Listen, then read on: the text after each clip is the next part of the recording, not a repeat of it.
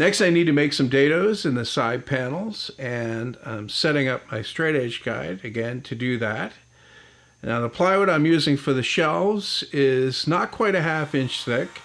and I don't have a router bit that matches it, so I'm going to do it in 2 passes, and instead of moving the straight edge guide, I've cut a thin strip that'll space the router over just enough to make the dado the right width.